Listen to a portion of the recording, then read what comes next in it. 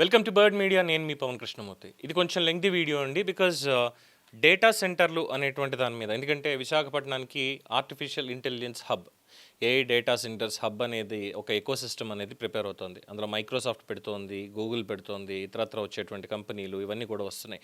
So ఈ data సెంటర్లకు సంబంధించి నిన్న మాజీ జనసేన నేత బొలిశెట్టి సత్యనారాయణ గారు ఒక వీడియోని ఆయన పబ్లిష్ చేశారు, అంటే పంచుకున్నారు మనతో. బేసిక్గా ఏంటంటే దాంట్లో ఆ వీడియోలో ఉన్నటువంటి ఆవిడ పేరు రోష్ని చలాని, యాపిల్ కంపెనీలో పనిచేస్తుంది.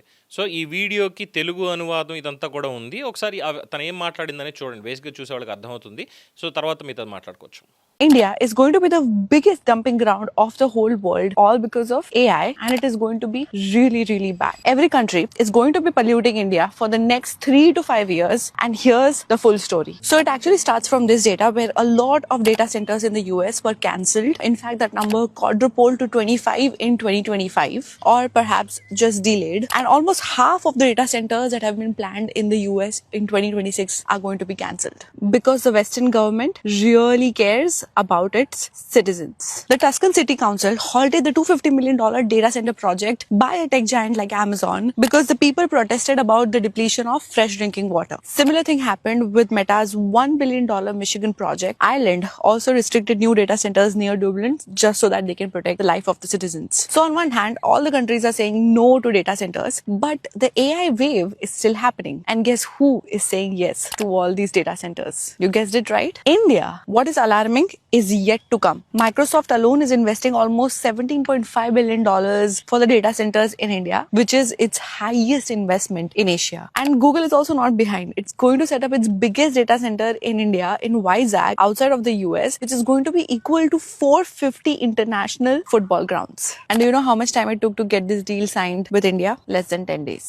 That in a lot of US and European countries, the citizens are standing up and the government is listening to these citizens and saying, we are ready to cancel $1 billion of deal because we want to protect the life of the citizens. But in India, some of the companies don't even file an EIA for the environmental impact that it's going to have, and कोई public hearing भी नहीं होती है. See, मैंने मेरे पुराने reels में AI water consumption के बारे में भी cover किया है, where these data centers consume 800 million liters of water every year, and this is fresh water. So fresh water depletion, but at the same time soil irrigation issues. How much is this going to impact agriculture? As an Indian and as a techie who is working closely with these technologies, it really boils my blood to see that on one side the developed countries are saying no to data centers, but on the other side, in developing countries, having data centers is looked upon as a way to celebrate without knowing its demerits. This will definitely have a negative impact on the cities where these data centers are being put. Maybe not in the next 2 to 3 years, but definitely very soon. What do you think about it? So చూసారుగా, వచ్చే 2-3 ఏళ్లలో లేదంటే వచ్చే 5 ఏళ్లలో భారతదేశాన్ని మిగతా ప్రపంచ దేశాలు నాశనం చేయబోతున్నాయి డేటా సెంటర్ల పేరుతోటి. ఎందుకంటే ముఖ్యంగా యూఎస్లో పెట్టినటువంటి, డాలస్లో ఉన్నటువంటిదో, టెక్సస్లో ఉన్నటువంటిదో, ఇతరత్ర ఉన్నటువంటి ఇవన్నీ కూడా అక్కడ వ్యతిరేకిస్తున్నారు. ఆస్ట్రేలియాలో కూడా వ్యతిరేకిస్తుంటే అలాగే అమెరికా, యూరోప్ దేశాల్లో కూడా ఈ ప్రభుత్వాలు ప్రజల కోసం $1 బిలియన్ ఒప్పందాలను రద్దు చేస్తుంటే భారతదేశంలో మాత్రం కనీసం పర్యావరణ ప్రభావం రిపోర్టు కూడా దాఖలు చేయవు, ప్రజాభిప్రాయ సేకరణ కూడా జరగదు. దాదాపు 800 లీటర్ల స్వచ్ఛమైన నీటిని ఉపయోగిస్తుంది ఒక్కొక్క డేటా సెంటర్. దీనివల్ల నీటి కొరత ఏర్పడడం, భూసారం, వ్యవసాయం, సాగునీటి మీద ప్రభావం పడుతుంది. ఒక భారతీయురాలిగా టెకీగా ఆలోచిస్తే అభివృద్ధి చెందిన దేశాలు వీటిని వద్దంటుంటే, మనలాంటి అభివృద్ధి చెందుతున్న దేశాలు మాత్రం వాటిలో నష్టాలు తెలుసుకోకుండా సంబరాలు చేసుకోవడం చూస్తుంటే కోపం వస్తుంది. ఈ డేటా సెంటర్లు ఉన్న నగరాలపై రాబోయే 2-3 ఏళ్లలో కాకపోయినా అతి త్వరలో ఖచ్చితంగా ప్రతికూల ప్రభావం పడుతుంది. దీని గురించి మీరేమనుకుంటున్నారు అని చెప్పని ఈ వీడియో సారాంశం. సరే, ఫ్యాక్ట్ చెక్ చేసుకోవాలి, డెఫినెట్గా మాట్లాడాలి. సో అందుకే టైటిల్ పెట్టడం కూడా వైజాగ్ డేటా సెంటర్ అనేది అభివృద్ధి ఆపద. ఒక డీటెయిల్ డిస్కషన్ దీని మీద జరగాలి, ఇంకా ఎక్స్పర్ట్ ఒపీనియన్స్ కూడా తీసుకోవాలి. ఫైన్. అమెరికాలో వాటిల్లో కూడా డేటా సెంటర్లు చాలా వరకు కొన్ని క్లోజ్ చేస్తున్నారు అన్నారు. ఫైన్. ఎక్కడ? జనావాసాల మధ్యలో ముందు పెట్టలేదు, అవి ఎస్టాబ్లిష్ చేసిన తర్వాత జనావాసాలు అనేవి దాని చుట్టుపక్కల కూడా వచ్చాయి, దాంతో అక్కడ ఏర్పడింది అని చెప్పని అంటున్నారు. అంత అడ్వాన్స్డ్ కంట్రీస్లో మరి వాటిని ఎందుకు వ్యతిరేకిస్తున్నారు అన్నటువంటిది వాళ్ళ కారణాంతరాలు అవన్నీ కూడా వాళ్ళకి ఉండొచ్చు. అయితే ఇక్కడ ఈ డేటా సెంటర్ల మీద ప్రపంచవ్యాప్తంగా ఎందుకు వ్యతిరేకత, మరి వైజాగ్కి అసలు ముప్పేంటి, ఇది మన టాపిక్ ఈరోజు మాట్లాడుకోబోయేటువంటిది. ఇన్ జనరల్గా స్టార్ట్ చేసుకుంటే, ఒకప్పుడు మనిషి చేతిలో ఉన్న సమాచారాన్ని పుస్తకాల్లో వెతికేవాళ్ళం. మన దగ్గర అన్ని పుస్తకాలే, పేపర్లు, డాక్యుమెంట్స్, వీటిలోని ఏంటంటే ఫలానా రోజు ఏం జరిగిందిరా, హిస్టరీ పుస్తకం తీసుకోవడం, మాస్టారు దీంట్లో ఇది జరిగింది ఇది.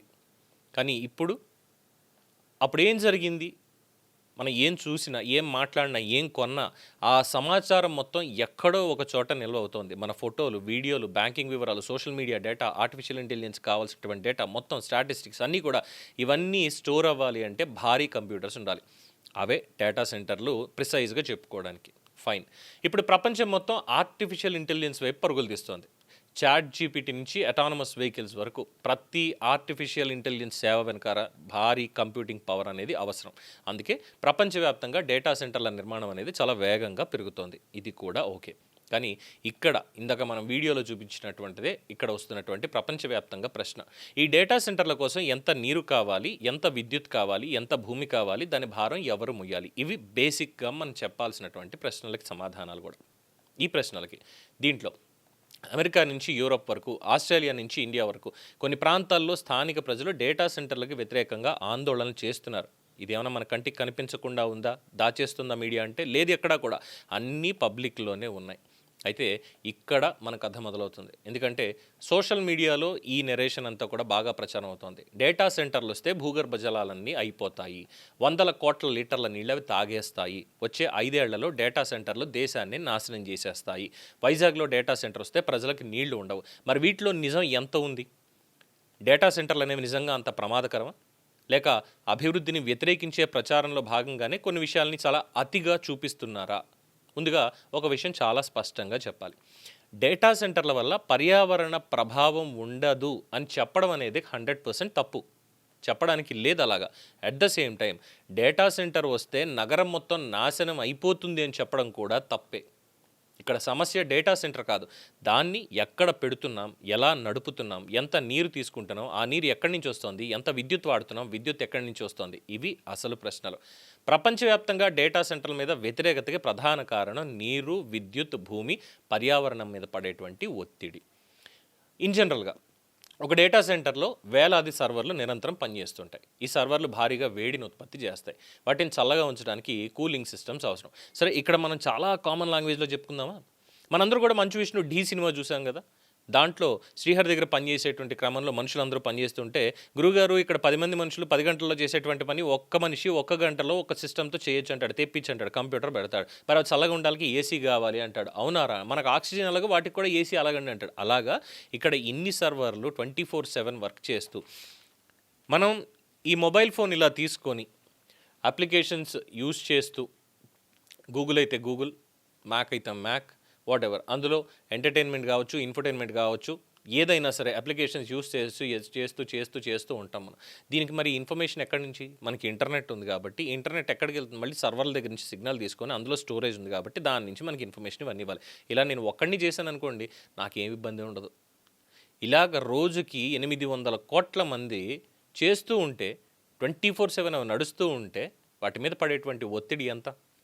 ఆ ఒత్తిడిని తగ్గించడానికి ఏమేం సిస్టమ్ అవసరం అవుతాయి? అలాగే ఇక్కడ ఈ సర్వర్లు భారీగా వేడిని ఉత్పత్తి చేస్తాయి కాబట్టి వాటిని చల్లగా ఉంచడానికే ఈ కూలింగ్ సిస్టమ్స్ అనేవి అవసరం. ఇక్కడ మనకి నీటి అంశం అనేది వస్తుంది. కానీ ఇక్కడ చాలామంది చెప్పనటువంటిది, అన్ని డేటా సెంటర్లు కూడా ఒకే విధంగా నీటిని ఉపయోగించవు. కొన్ని cooling towers, evaporative cooling systems కూడా ఉపయోగిస్తాయి. మరికొన్ని air cooling, direct to chip liquid cooling, అలాగే ఇమర్షన్ కూలింగ్, ఇలాంటి ఆధునిక సాంకేతికతలను కూడా ఉపయోగిస్తాయి.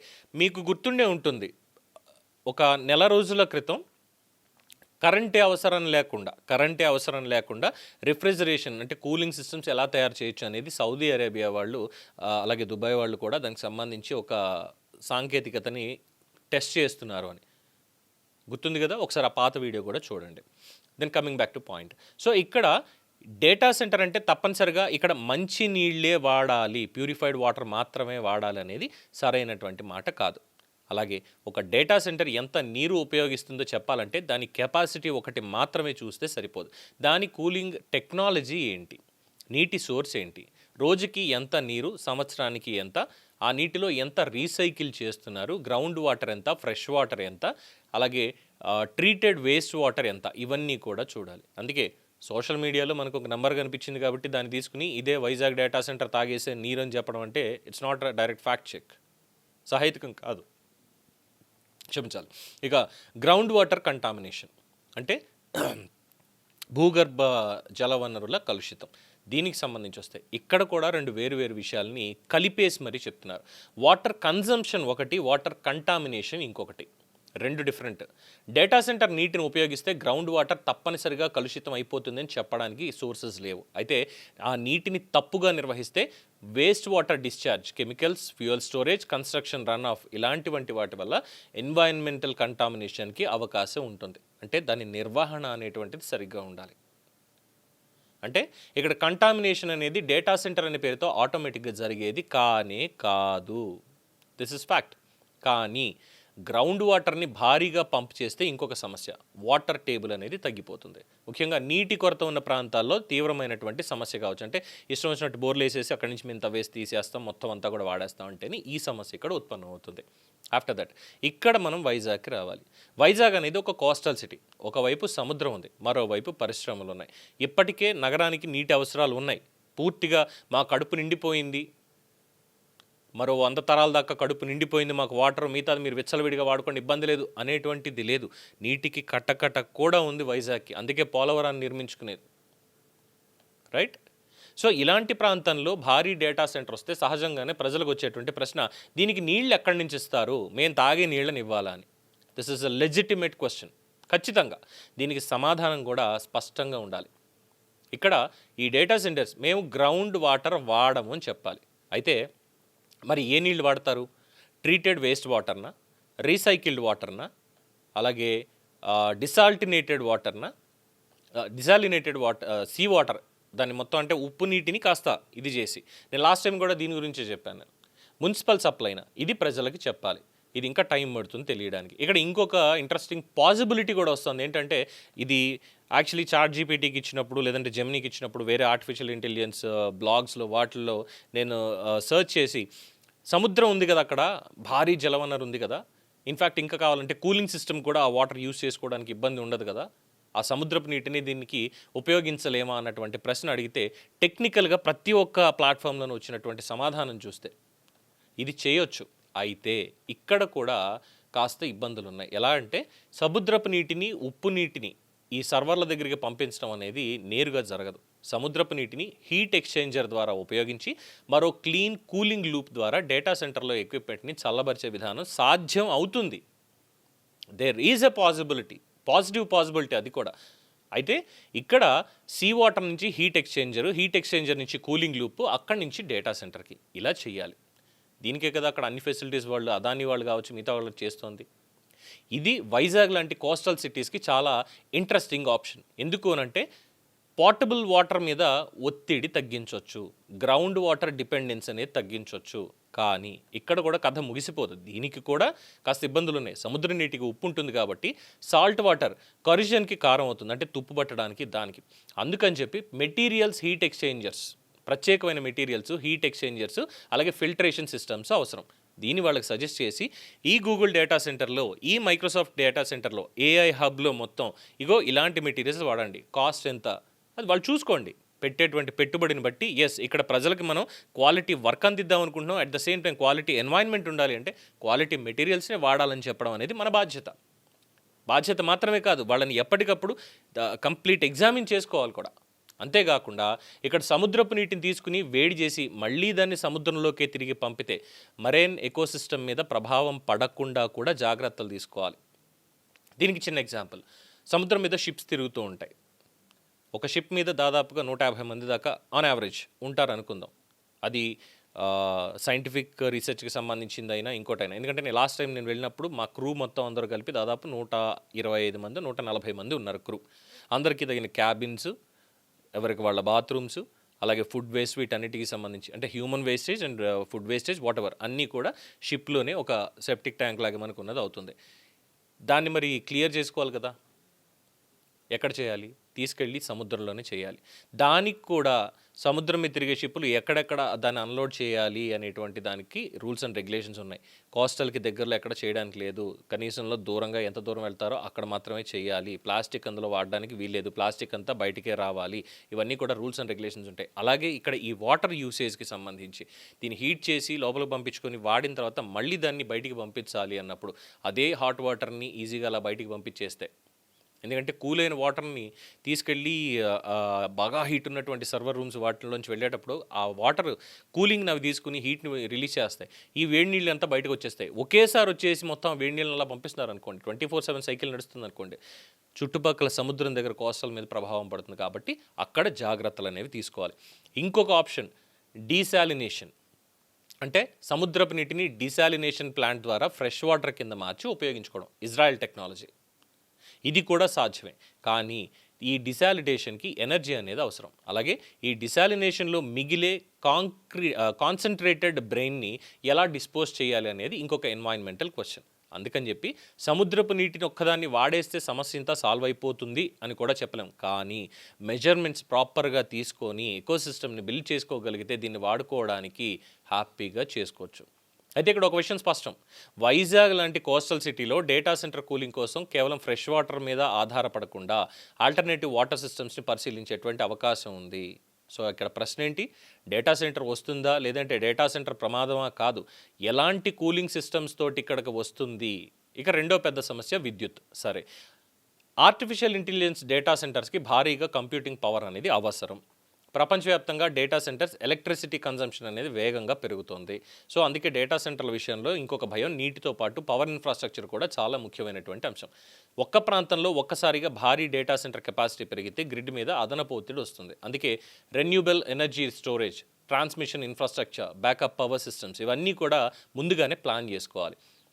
ఇక్కడ క్లియర్ కట్ పాయింట్, ఇక్కడ ఎస్టాబ్లిష్ చేస్తున్నటువంటి green artificial intelligence data hub అంటే ఎకోసిస్టమ్, అది కూడా ఏంటి, పర్యావరణ హితంగా ఉండేది. అంటే ఇక్కడ ఏం చెప్తున్నారు వాళ్ళు, పవర్ కూడా మేమే జనరేషన్ చేసుకుంటాం, ఇది చెప్పేది. దానికి సంబంధించి రెన్యూబుల్ రీసోర్సెస్ ఎలా ఉన్నాయి, ఎనర్జీ ఎలా వాడుకోవాలనేది వాళ్ళు చూసుకునేది. ఇక్కడ కూడా ఎక్స్ట్రీమ్నెస్సే ఉంది మొత్తం అంతా కూడా సోషల్ మీడియాలో.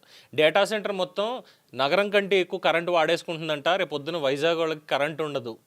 మరి ఇది నిజమా కాదో చెప్పాలి అంటే ఎగ్జాక్ట్ ప్రాజెక్ట్ కెపాసిటీ ఏంటి, కాంట్రాక్టెడ్ లోడ్ ఎంత, ఐటీ లోడ్ ఎంత, actual utilisation facility overheads, ఇలాంటి వివరాలన్నీ కూడా కావాలి. ఇవన్నీ లేకుండా ఇంకేముంది మొత్తం అంతా కరెంటు లాగేసుకుంటారంటారా, వద్దు మనకి డేటా సెంటర్ తీసుకొస్తున్నాడు ఏం ఉపయోగం ఉంది అనేసి అనుకోండి, మనం ఇచ్చినటువంటి తెలివి తక్కువ వాళ్ళు ఇంకెవరు ఉండరు. సో హెడ్లైన్స్ చూసి కంపారిజన్ చేయడం కాదు, ప్రాజెక్ట్ డాక్యుమెంట్స్ చూసుకోవాలి ముందు, అది ఫ్యాక్ట్ చెక్. ఇక ప్రపంచవ్యాప్త వ్యతిరేకత ఎందుకు వస్తుంది అనేది ఇక్కడ చూద్దాం. డేటా సెంటర్లు ఎక్కడైనా సరే పెట్టలేరు, వాటికి చీప్ అండ్ రిలయబుల్ పవర్ అనేది కావాలి, హై స్పీడ్ ఫైబర్ కనెక్టివిటీ కావాలి, లో లేటెన్సీ కావాలి, భూమి కావాలి, కూలింగ్ కావాలి, వాటర్ అవైలబిలిటీ కావాలి, గ్రిడ్ కెపాసిటీ కావాలి. ఈ కండిషన్స్ని ఒకే చోట దొరికే ప్రాంతాల్లో డేటా సెంటర్ క్లస్టర్స్ అనేవి ఏర్పడుతున్నాయి. కానీ ఒక ప్రాంతంలో డేటా సెంటర్స్ ఎక్కువైతే విద్యుత్ మీద ఒత్తిడి, నీటి గురించి ఒత్తిడి, భూమి మీద ఒత్తిడి, స్థానిక ఇన్ఫ్రాస్ట్రక్చర్ మీద ఒత్తిడి, ఇవన్నీ కూడా వస్తాయి. అందుకే అమెరికాలో కొన్ని ప్రాంతాల్లో ప్రజలు అడిగేది, మీ డేటా సెంటర్ వల్ల మాకు ఏమొస్తుంది, ఉద్యోగాలు ఎంత వస్తున్నాయి, మా నీటి వనరుల మీద ప్రభావం ఎంత, మా ఎలక్ట్రిసిటీ బిల్స్ మీద ప్రభావం ఉంటుందా, పర్యావరణ నష్టం వస్తే బాధ్యత ఎవరిది, ఈ ప్రశ్న ఇప్పుడు వైజాగ్లో కూడా అడగాలి. కాకపోతే అమెరికాకి ఇండియాకి ఉన్నటువంటి భౌగోళిక మార్పులు చేర్పులు, అమెరికాలో ఉంటే మంచి ఎక్స్ట్రీమ్ హీట్ ఉంటుంది, లేదంటే ఎక్స్ట్రీమ్ చలి ఉంటుంది కదా, వాళ్ళు అక్కడ ఇంత హీట్ కూడా తట్టుకోలేరు. అందుకని చెప్పి ఎప్పుడు కూలింగ్లో ఉండాలనుకుంటారు, వాళ్ళ శరీర తత్వం. కానీ మనదేంటి, మనంతా కూడా ఇక్కడ మిక్స్డ్.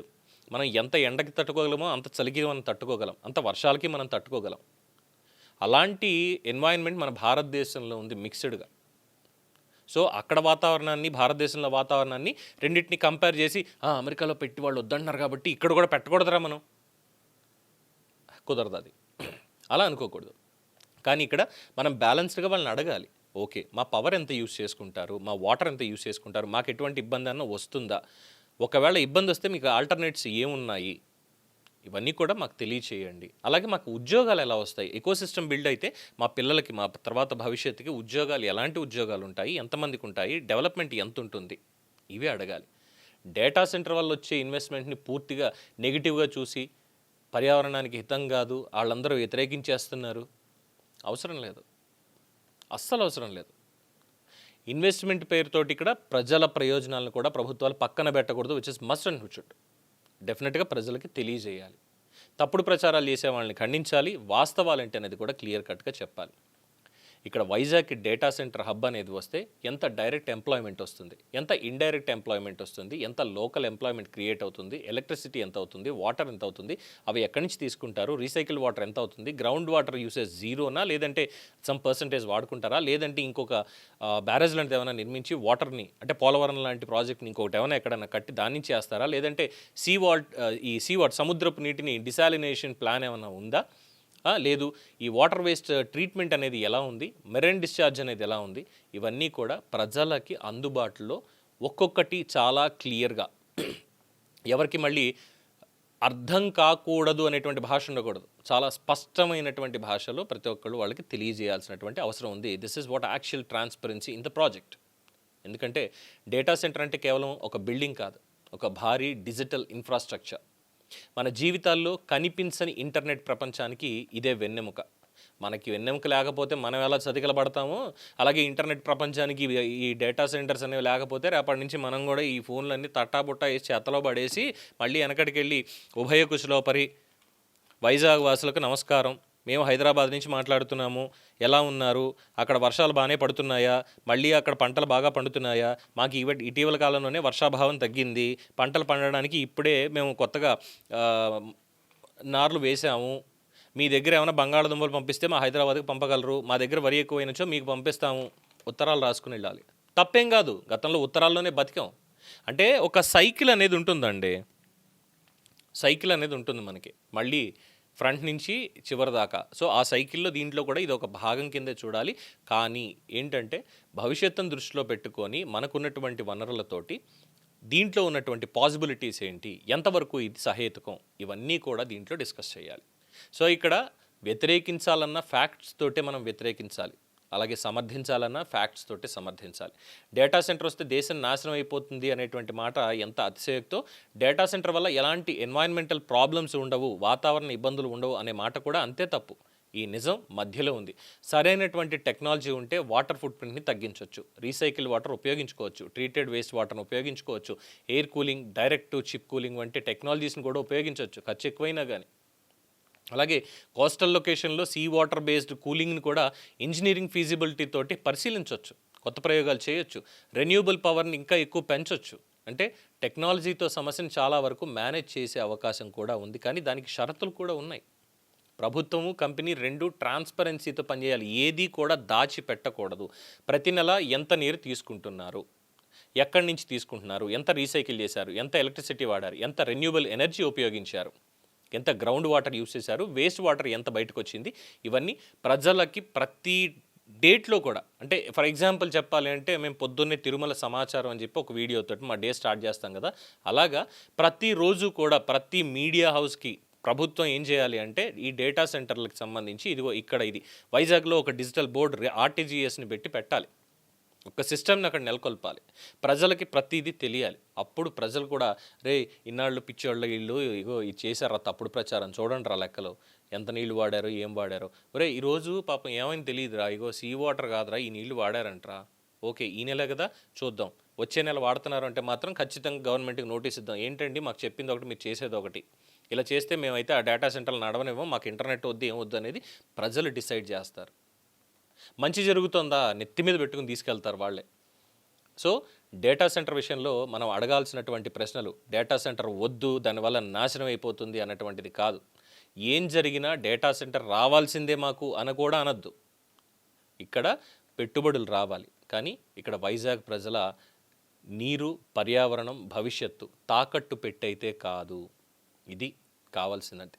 మనకు అభివృద్ధి కావాలి, పెట్టుబడులు రావాలి, ఉద్యోగాలు రావాలి, భవిష్యత్తు బాగుండాలి. ఆర్టిఫిషియల్ రెవల్యూషన్లో ఆంధ్రప్రదేశ్ ఒక్క అడుగు కూడా ఎక్కడ వెనక పడకూడదు. అట్ ద సేమ్ టైం నీళ్లు, భూమి, పర్యావరణం దాని ఖర్చు భరించేది ఎవరు? ఈ ప్రశ్నలకు సమాధానం ఎస్. ఇక్కడ ఖచ్చితంగా $1.5 బిలియన్ వాళ్ళు పెట్టుబడులు పెడుతున్నారు. కంపెనీ పెట్టుబడులు పెడుతుంది, భవిష్యత్తులో కూడా ఇంకా పెట్టుబడులు పెడుతుంది. ఆ సమాధానాలు ఉన్నాయి. కానీ ఇక్కడ ప్రభుత్వం కేవలం ఇక్కడ పెట్టడానికి మాత్రం వాళ్ళకి భూమిని ఇస్తోంది, దానికి తగ్గట్టుగా ఇన్ఫ్రాస్ట్రక్చర్కి హెల్ప్ చేస్తుంది. అవన్నీ వాళ్ళు భరించాల్సినవే, మన మీద పడేటువంటిది అయితే 100% కాదు.